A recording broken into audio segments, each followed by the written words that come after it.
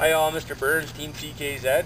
This is the Junkyard Dog. This is a truck that I've been building from scratch, 100%. It used to be my daily driver work truck, but things changed. Now I'm just building one nasty hot rod. Granted, it'd be about 400 horsepower when I'm done. You know, something just to be able to play with, but still drive in the end as well. It's undergoing a complete custom body job on it. As you see, I started welding the tailgate into the frame body, moving the tailgate features out closer to the edge to accommodate taillights. This is a taillight pan I had already built. Originally it was going to sit, here, let's turn it around so you can get a better view. It was going to sit on the top like this, but I've changed it. Now I'm just going to cut it out so the taillights just sit in there nicely, keeping this nice dish. I don't know, it's a little bit of extra stuff to do, and in the end it'll all look neat and finished, I hope. But it's definitely going to be a one-off truck. Now what you see in here is a whole lot of framework. Basically what I've done is I've eliminated the inner fender wells and put a frame in. Not going to have much for a floor, just, nice little pad, just kind of going to be a shallow box, short box I guess, but in changing all this frame and taking out the inner fender wells and stock floor, stock bulkhead and whatnot, I've dropped almost 250 pounds off the back end of this truck. Granted, that's a lot of weight to drop in off the back, but already with the modifications that I've done to the truck already, it's not going to hurt anything, because as it sits right now, I'm about 75 pounds lighter on my back axles than I am on the front. A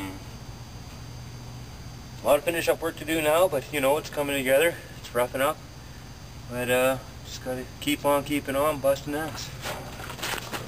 So now as we come around to the front of the truck, I've got a little problem with wheel well clearance, considering I've done a massive nasty body drop on this. That's what this is all about. I'm just going to raise this up just a little bit, just enough to have a tire clearance just on the inside here. It's nothing too big of a deal, but I could just simply shave the inside and be done with it, but nah, I want to do more work. Make nice big open wheel wells, give it that real, I don't know, NASCAR truck series truck look if they had an 85 Chevy Silverado in the truck series.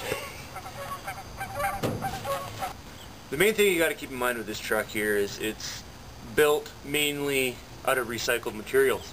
The roll cage, which is just something for more show, but it will, have its function as well as show, is recycled drill stem off the rigs.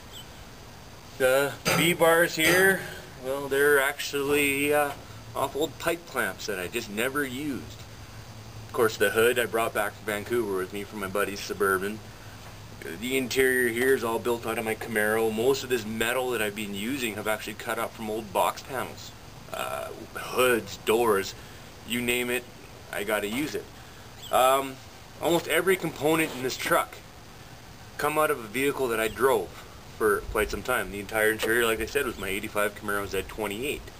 I drove that for a time. The front subclip, the frame subclip, was out of my 1980 Z28, and I drove that for some time. The engine was out of my 1980, completely rebuilt, of course. A little bit of extras on the top of there. But like I said, it's all recycled. I try not to go new unless I have to. Just that way you can just show everybody out there that you can build a really cool unit just with a little bit of time, a little bit of research and recycled materials, and a little bit of fun. And I think something like this project, all finished, I think needs to be shown on national TV, and that's kind of why I want this truck on Bull Run. It's a badass ride that's about 90% recycled material.